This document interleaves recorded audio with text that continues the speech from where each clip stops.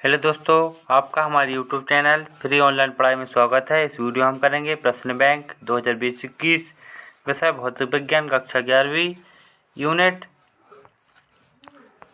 8 को हल करने वाले हैं। तो इसमें आपसे जो भी वस्तुनिष्ठ पूछे गए थे और साथ ही अति लघु उत्तरीय दीर्घ उत्तरीय प्रश्नों का हल देखने वाले हैं, तो वीडियो को अंत तक जरूर देखें। तो चलिए शुरू करते हैं। इकाई 8 ऊष्मागतिकी।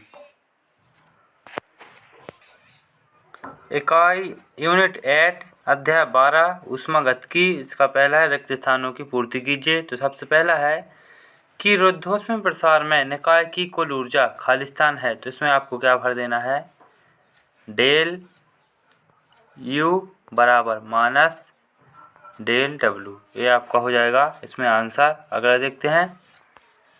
अगला है कि निश्चित ताप पर दाब आयतन वक्र को खालिस्तान कहते हैं। तो इसे कहते हैं समतापी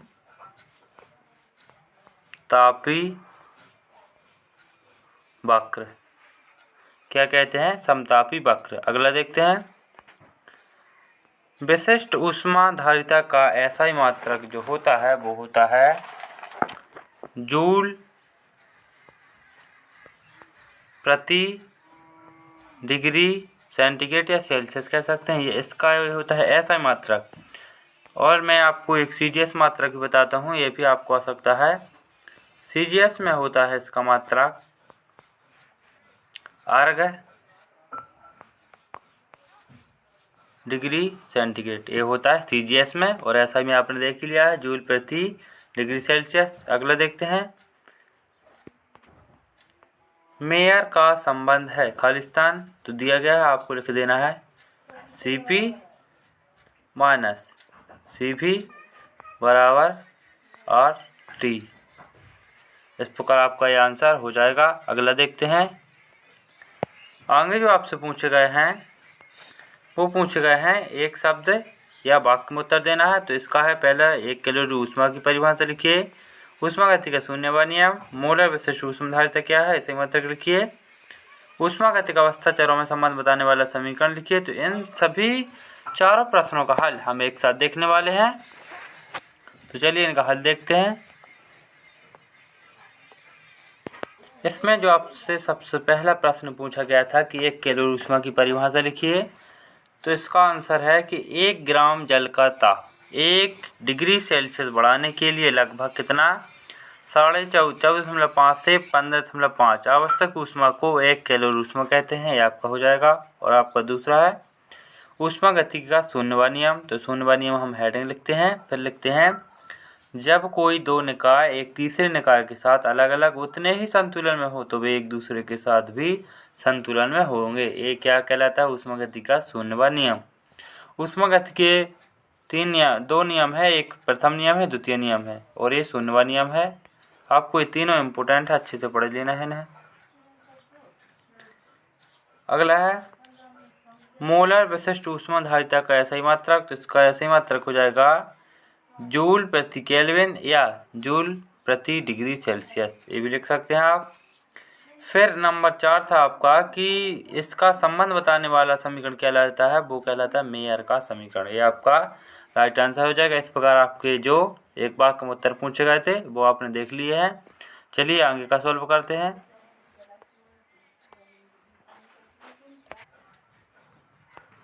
अगला है सही विकल्प चुनिए। तो इसका पहला है चक्रीय प्रक्रम में। आपको 4 विकल्प दिए गए हैं, तो इसमें से आपको जो टिक करना है वो आपका हो जाएगा। सबसे पहला दिया गया है आपको आंतरिक ऊर्जा में परिवर्तन शून्य होता है, अवशोषित ऊष्मा किए गए कार्य के बराबर होती है। ये भी दोनों सत्य, ये भी दोनों सत्य हैं। तो इस प्रकार आपको ऑप्शन दिए गए हैं, लेकिन जो आपका राइट आंसर है वो हो जाएगा ए और बी दोनों सत्य हैं। तो मतलब क्या हो जाएगा, सी नंबर का राइट आंसर हो जाएगा। अगला देखते हैं। अगला है कि संबंध पी भी आर बराबर नियतांक में आर है। तो वो क्या है, एक सी पी मतलब इसके बराबर में वो होता है सी पी बटे सी भी, ये एक सूत्र होता है। तो इसका नंबर क्या होगा, आप मतलब बी नंबर का टिक कर देंगे, ये आपका राइट आंसर हो जाएगा। नंबर 3 निम्न में से किस पदार्थ की विशिष्ट ऊष्माधारिता अधिक है? तो इसमें से आपको क्या करना है, टिक ये करना है तांबा, क्योंकि इसकी विशिष्ट ऊष्मा क्या होती है, सर्वाधिक होती है। यदि कोई डाउट होगा तो मैं आपको कमेंट बॉक्स में बता दूंगा, लेकिन अभी फ़िलहाल में तो तांबा ही लिख लेंगे।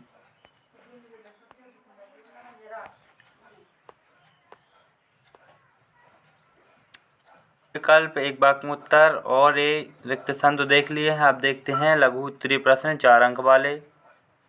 इसका पहला है कि ऊष्मागति का प्रथम नियम लिखिए। मैं इसके आधार पर समतापी प्रक्रम एवं समदायिक प्रक्रम में क्या लिखना है आपको, अंतर समझा, मतलब चक्रीय प्रक्रम को समझाना है। फिर दूसरा कारण स्पष्ट करना है। फिर यहाँ पर चक्रीय प्रक्रम किससे कहते हैं, इस प्रकार आपसे कुछ प्रश्न पूछे गए हैं। ये आपका 5वां मेयर का समीकरण। नंबर 6 समतापी प्रक्रम और ऊर्ध्व प्रक्रम में अंतर लिखिए। इस प्रकार आपसे प्रश्न पूछे गए हैं। सभी प्रश्नों का हल देखेंगे। तो चलिए शुरू करते हैं। सबसे पहले आपसे पूछा गया था ऊष्मागतिकी का प्रथम नियम।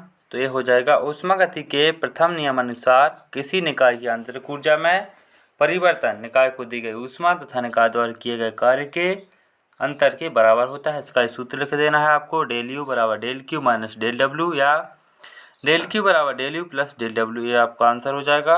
इसी के आगे का प्रश्न देखते हैं। ये प्रश्न आपका जो संपूर्ण पूछा गया था इस प्रकार था, ऊष्मागति के प्रथम नियम, इसके आधार पर आपको समतापी प्रक्रम, रुद्धोष्म और चक्रीय प्रक्रम समझाने हैं। तो इनका आंसर देख लेते हैं। तो इसका आंसर आपका इस प्रकार हो जाएगा। आपने ऊष्मागति का प्रथम नियम देख लिया है। अब समतापी प्रक्रम, तो इस प्रक्रम में ताप नियत रहता है अतः आंतरिक ऊर्जा परिवर्तन डेल यू बराबर 0 होगा। अतः समीकरण 1 से डेल क्यू बराबर डेल डब्ल्यू। इस प्रकार आपको ये समतापी प्रक्रम। फिर आ जाएगा आपका रुद्धोष्म प्रक्रम। रुद्धोष्म प्रक्रम में क्या होता है कि प्रक्रम में निकाय तथा परिवेश के बीच ऊष्मा का आदान प्रदान नहीं होता था। डेल क्यू बराबर 0 हो जाएगी, क्योंकि ऊष्मा का आदान प्रदान ही नहीं हो रहा। इसी प्रकार आपका हो जाएगा चक्रीय प्रक्रम। इस प्रकार आपका यह आंसर पूर्ण हो जाएगा। अगला प्रश्न देखते हैं। अगला प्रश्न जो आपसे पूछा गया है वो है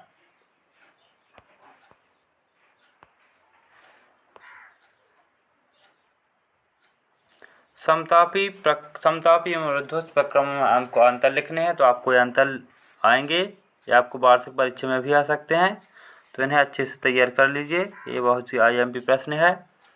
तो इसमें पहला है कि निकाय का ताप नियत रहता है, निकाय का कुल ऊष्मा परिवर्तन शून्य रहता है। नंबर 2 आंतरिक ऊर्जा का परिवर्तन शून्य रहता है, आंतरिक ऊर्जा का परिवर्तन शून्य नहीं रहता है। नंबर 3 यह प्रक्रम बहुत धीरे धीरे संपन्न होता है, यह प्रक्रम बड़ी तेजी से संपन्न होता है।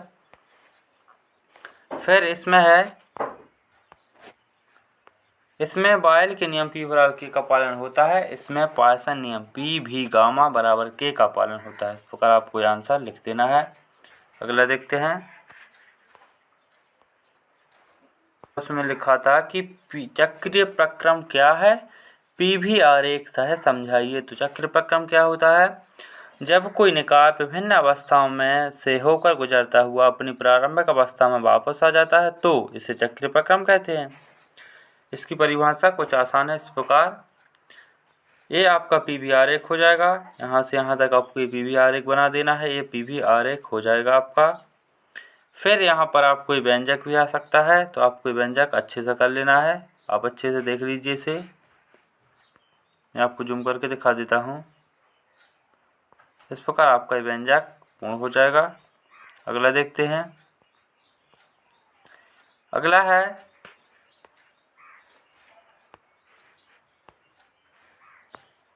VIMP प्रश्न है, आदर्श गैस के लिए CP और CP में संबंध बताइए, मेयर के समीकरण को सिद्ध कीजिए। तो इसको सिद्ध करते हैं।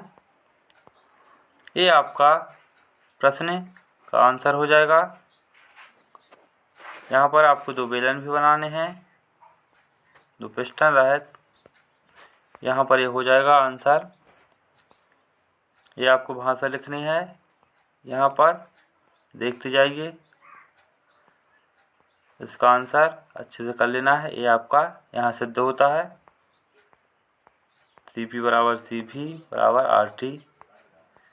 यहाँ से आपका शुरू है और यहाँ पर आपका ये ख़त्म हो जाएगा। इतना आंसर आपको दिए हुए थे।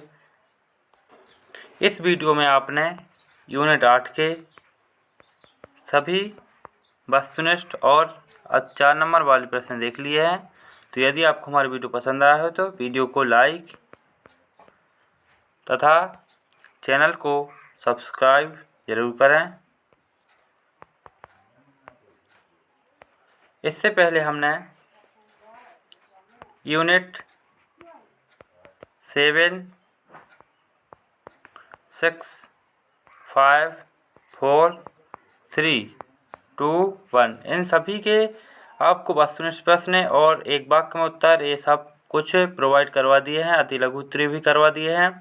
इससे पहले आपने वो नहीं देखे हैं तो हमारे यूट्यूब चैनल फ्री ऑनलाइन पढ़ाई आप सर्च करिए यूट्यूब पर, फिर उसकी प्लेलिस्ट में जाइए। प्लेलिस्ट में सभी वीडियो का संग्रह दिया गया है, आप वहां से सभी वीडियो को बड़ी आसानी से देख सकते हैं। वीडियो देखने के लिए धन्यवाद। इस वीडियो को अपने सभी दोस्तों में शेयर करें ताकि उनकी भी हेल्प हो सके। मिलते हैं अगले वीडियो में। यूनिट 9 के लेकर उसके सभी प्रश्नों का आंसर देखेंगे। धन्यवाद।